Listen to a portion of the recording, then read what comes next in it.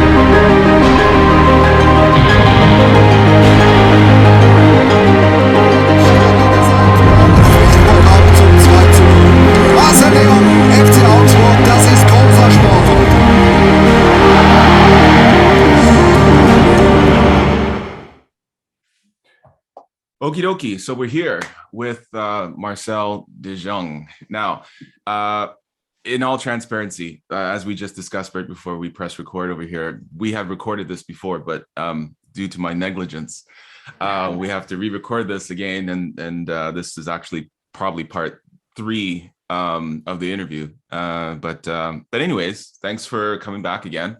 Appreciate it. By now, you know that I make mistakes, but as we said, this is going to be raw as it can be, and we're here for the players and so that they can learn and hopefully grab some knowledge from your life and your career. All right. Perfect. So with that being said, thanks for being here, and I guess we'll get started at the beginning. So what I said to you just now was that we're not going to touch on the first time you kicked the ball or what was inspiring you to play or anything like that, because, you know, that might take too long. But where we will start is your youth days in terms of being in an academy. Now, as I mentioned to you before, I did not know, I'm not sure why, but I didn't know that you were at PSV. You know, when I got caught wind of you, you were already playing for a different team, Roda, in Holland.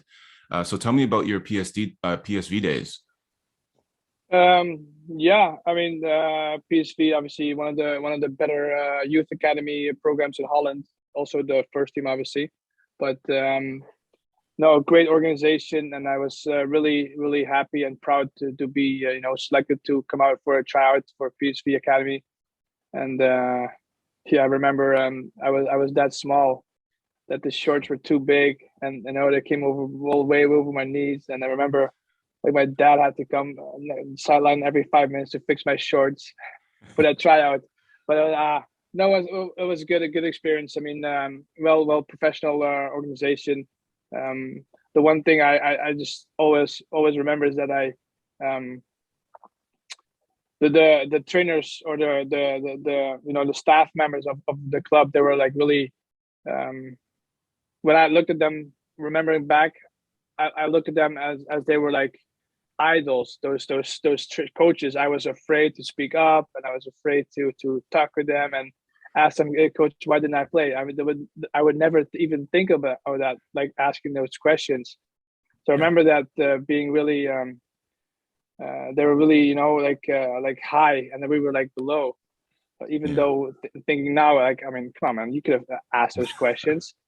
But no, I just remember those little moments of the academy when I was there.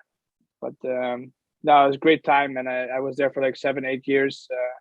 Learned a lot, played with a lot of you know, youth players that are also you know, in the professional careers in Europe, and played the highest level. So it was pretty cool. What did they focus on? What did they focus on? Like at that age, right? When you were coming up, 8 years, I didn't even know you were there for that long. That's insane. Yeah. You know, what did they mainly focus on? Were they focused on how fast you can run, making you faster? What were they focused on? You know, how to play the game and not so much the technique, or what was the building stages? If you can quickly go through that. You know, I think it was pretty straightforward. They just want you to play a certain way. They're not focusing on like how high somebody can jump or how fast somebody can sprint. It's more all tactical and technical training, Mm-hmm. and team play. I do once or twice a week. They had like for the attackers, for example. I was an attacker back then. We had like one of the former professionals who was a technical trainer for the attackers. We had like technical trainers for the defenders. So once or twice a week, we would split up in groups and go with that individual trainer, Ugh. and yeah, just learn from So many the times. best. Exactly. So many times Yeah, I remember like they wouldn't do that. You know what I mean? On the highest level, I see them doing that. They take the strikers here, take the midfielders here, take the defenders here, and then you join the defense with the midfield to play up, and then you join yeah, the attackers back again, and you do that 2 times a week. But to be an attacker, you need to always have repetition in front of the net, right? And it's very, very important. And yeah, I find that we don't do that enough. So that was great that that they did that with you guys, so that you can learn your position. So yeah. that was really cool. And what would happen, Marcel, if if you're a striker and a coach said, you know what, I'm going to play you on the left side, the left midfield? What would your response be as a youth player? I mean, Would you tell them like, nah, that's not what I am? Or would you? no, that would never happen. That would never happen. I mean, in my case, it would never happen. Yeah. Every player had their own had their own spot, and they knew this is their position, and maybe a few minor tweaks here and there, but for the most part, everybody would play in their spots, and yeah, that's just how the academy works in Holland. It's like also pretty cutthroat. Like if you're not good enough at the end of the year, you're done. You're out of here.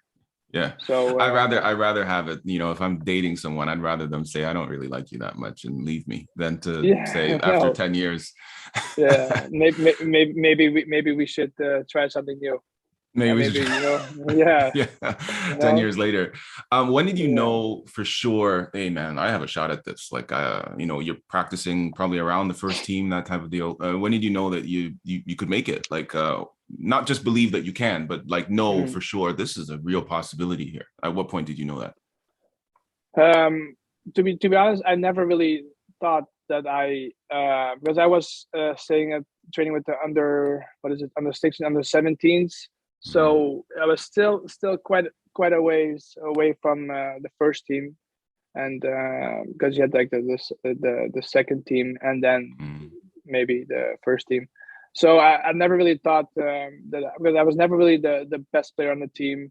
I already had like 3-4 players in my team already had like one of those yeah, we call them refrigerator contracts, where they kind of, I don't know if you're known with it. I don't know what the right word is for it here in Canada, but we call them Go like ahead, explain it. Explain it. no, it's just this contracts where they kind of like put the money aside, and you can't touch it, but you're kind of on a contract because they're obviously underage.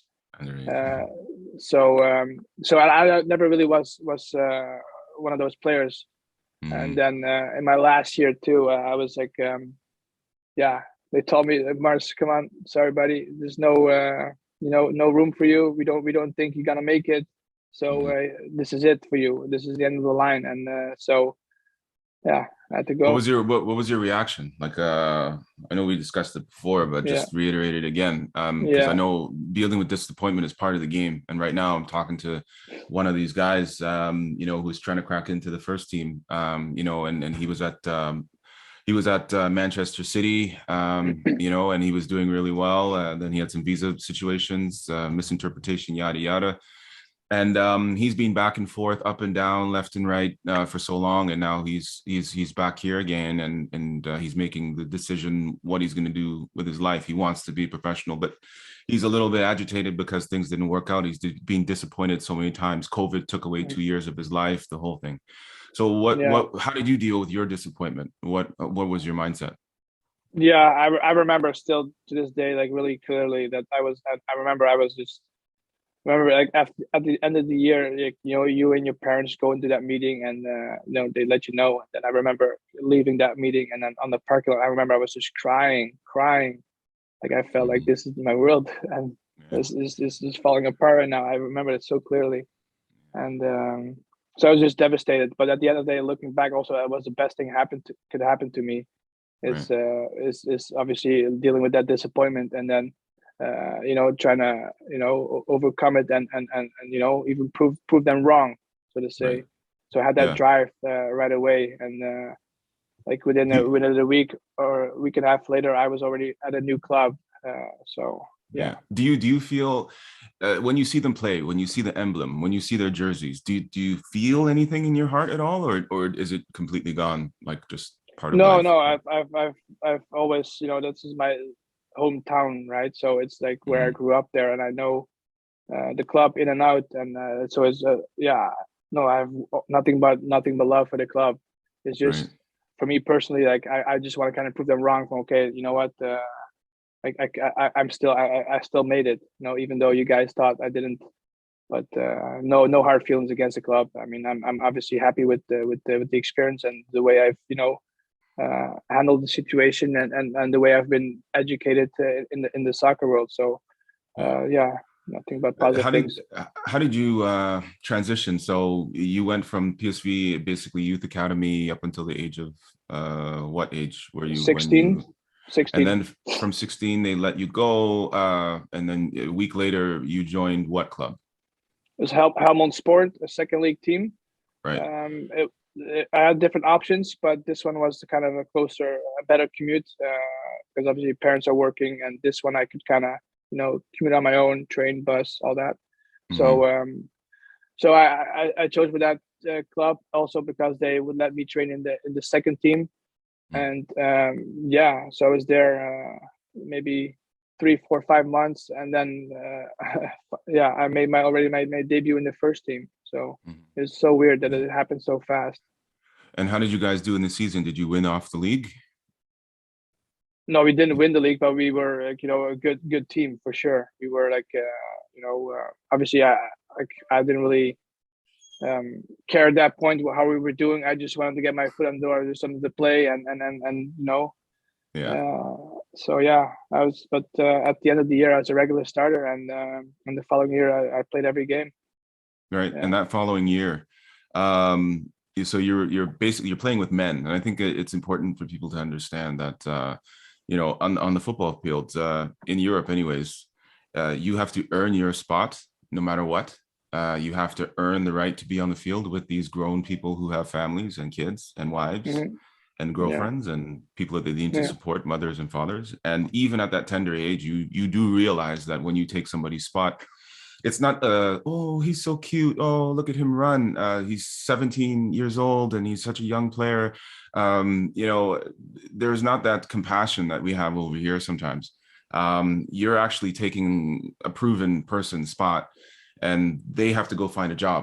And Mhm. if I was 36 years old or 32 or whatever, and some 17-year-old kid took my spot, I would be pissed. I'd be Yeah. I'd be Yeah. upset, right?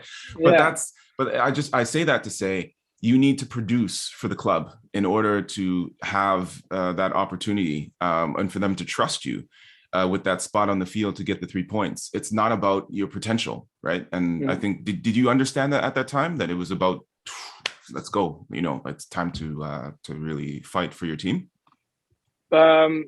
Yes, I didn't see it like I was taking somebody's spot. I didn't look it like that. But thinking back, obviously, it's for sure. It's like that. Like a guy is playing every week, his family, his kid, and then this young kid comes up, shows up, and takes my spot. I didn't see it like that when I was playing when it happened. But Mm-hmm. obviously, it is. But the funny thing is, up until my first 3 games for the first team, I was still a left winger, and then I played for that player got a red card, and they moved me to left back, and then every game I played left back. So I never played left back in my career before that Right. moment. So Right. growing up, always a left winger, and then Mm-hmm. yeah, Yeah. And that's funny because for Team Canada, you were number 8, right? That's what I remember, mm, anyways. yeah. And what position did you play for Canada? Um, yeah, in the beginning was kind of all on the left side wherever they needed me, because obviously in the beginning I didn't really know had my spot there settled. Hmm. So it was kind of left wing, then left mid or left back. So it's kind of all Yeah. over. And then And that the reason why I asked that is because it's good to know how to play different positions too, right? All for on the sure. left side, Mhm. sometimes even center left. You Mhm. learn by playing down the flanks and stuff. You learn a little bit what midfielders want, what strikers want, so that if you do take on that position out of necessity, then you already kind of have an idea, right, Yeah, of how the game is yeah, played and what runs to make and how to create space and what passes to make, what passes not to make, and yeah, all yeah, those yeah. things, right? And So and how the other did you the other get? sorry, the other thing is also like, because I was always a winger. I know what the winger doesn't like, what a defender does, the right back. So that why Mhm. that's also so why I kind of knew what the wingers didn't like. So I just kind of like feed off that. So And also what makes people uncomfortable, yeah, no, exactly. situations that Yeah, certain players don't want to be in, or yeah, God, I hate when this person makes me run backwards looking over my yeah, shoulder or something like this, right? yeah, So those things yeah. matter. How did you get to Rhoda? Show me the road to getting there. So yeah, I was so the first year in Helmond Sport, I made my debut, and that was a regular season. And then the following year, I played every game, and it also ended up being my last year already. Um, but there was this cup game where we played against Roda JC, and I remember the field was half frozen. We were Hmm. playing against them, and we lost 2-0. But at the end of the game, like I wouldn't say I was frustrated, but there was this, like, they're one of their main players. They're number 10, like the one that everybody looks at, and he Right. tried to do like some fancy trick to me, and didn't work. And like I kind of shoved him away, and then he came to me, and I shoved him away again. Back in the day, you could still do that, I uh, know. and and then just but their coach, famous Dutch coach Huub Stevens, he liked that. He liked that passion, that fire, and in those players. And he was just impressed that I didn't care that who he was, because it was like one of their big players, that I Yeah. did that to him. And he just was impressed right away after the game. And a few days later, he called me. He was on the phone with him, so it's kind of weird. I always say to players, man, you got to win the heart of the coach. Yeah, And you got to know what era the coach played in too. yeah, So if the coach was someone, who played in the 70s or 60s or stuff like that, he's going to be tough, and he's going to Mhm. expect you to be tough. If Yeah, you played in the 80s and 90s and the year 2000, that was really still tough, where people still sharpened their six studs and yeah, stuff like that, and go through yeah, people's shin guards, right? So yeah, so they're going to expect you to be tough. You need to know the character of your coach, and I think what he loved was your fight, like your yeah, grit, yeah. and your passion for the game. I don't care who you are. You're not Mhm, doing that to mhm. me. And that kind of Exactly. mentality can translate. And he goes, no, no, no. I need that on my team, because I need Yeah, someone that will never, like, if we're down 2-0, I don't care. We're fighting, and you're not embarrassing me because we have yeah, pride. So I think that's exactly. probably what he liked a lot Yeah, too. yeah, for So sure, for sure. yeah. Yeah, so it's So kind of. a couple days, a week later, they who contacted you? How did that happen? So my agent called me I remember this, on a Saturday. I remember this because the league where I was playing in with Helmut Sport, they always play Friday nights. And I remember Saturdays was no game, so I could work with my father-in-law on Mhm. the market. And I remember, like, my agent called me. Okay, yeah, Heaps Stevens, he wants to call you, and if you're available. So yeah, sure, I guess. So I talked to my father-in-law. Father, I need like 10-20 minutes or so. I'm gonna get a phone call from Heaps Stevens. I said, oh, Heaps Stevens, really? Wow, because he's a famous guy, right, in Holland. Yeah, yeah, And then I yeah. remember I was so nervous, I was just shaking, and I couldn't really talk to him. Like, I don't know, for some reason I was so nervous, and but it was a good chat, and he invited me to his house to talk Oh, some more. And then because he lived wow. in nearby, so we just I just invited to his house, and we spoke. And yeah, obviously he wanted me, and I wanted to come there as well. So yeah, pretty easy. Boom. Yeah, And that's how you boom. made it. And Yeah, it happened so quickly. You know, it could be one game. I know guys that been on trial for 3 days and got 2-year contracts. It's rare, but Yeah. if they're so confident that this is who you are, things happen, and it's important to know who you are as a player. You need to be honest with who you are and where you are and what your abilities are, but you also need to have a sense of faith and hope, right, that these things can happen, because I don't think that you were envisioning that this was going to happen for you, but it did, right? And all of a sudden you're in front of, you know, this famous guy, you know, and not only in front of him, but like invited to his home, and he wants you to be on his team, right? What an honor. No, for sure. So But that's why I'm a big believer of timing in your career. You know, it's all those about those little moments in your career, or a great game where somebody, you know, maybe is watching another player, but then you have a great game, and then so now you're on his radar. So it's like all about timing. You know, have a great game at a certain moment can change everything. Yeah. And it's also, it's a little bit of planning too, if possible, right? Like, you know, for the youth players today who are trying to plan their career, you need to know who you are. Like, if you're a good player, but unfortunate things have happened, right? Like sometimes coaches come in and they fire the whole team, or whatever the case is. You need to make a plan. And I would say to Canadian talents to make sure that you have a plan. You know, if you're going to be here and you're going to play in League One, make sure that, you know, you have your plan B. You know, if you do well in League One, what's your goal? You know, and is it realistic, and is it possible, and how much can you do on your own versus having to depend on someone to create your future for you? You know, you know, plan things out as much as you can, have high hopes, but be realistic also with who you are, your talent as a player, right? Like, you know, I could say right now I'm 39 years old, but I really want to play in Serie A. Right? You know what I mean? So you have to be like really honest and open with yourself and know who you are, and work hard, and things happen, you know, and you put in the work. No, I think that's key, what you just said right there. You know your qualities and know what your strengths are. If you truly understand like your own self as a player, and then I think you're on the right track. And it's hard for a lot of players to look in the mirror and honestly say, okay, oh man, like I need to work on my defending, you know, even though I'm a defender on my 1v1s, you know, like a center back, I need to be more, you know, how do you say, like harder, or like physical, or, you know, like those little things. If you can be really honest to yourself, then I think you can actually, you know, make a difference. If not, you know, there's a lot of players that are just they just go through the motion, and that's what you don't want. And I think also one more last thing too on this topic anyways was, you know, I don't know if this is wrong or right, Marcel. You tell me. We can maybe edit this out if I'm wrong. Yeah, okay. Right? It's politically incorrect. But I was a tall, very fast, very strong, athletic football player.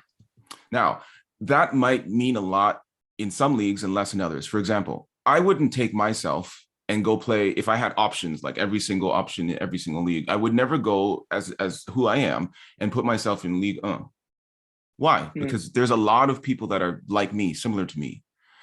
I might take myself and put myself in a position where I can highlight my talents so that I could be, they could see more of what I can do. It's kind of like on the football pitch, there's no mercy. Yeah. So if the right back or left back is weak, where do you put the ball?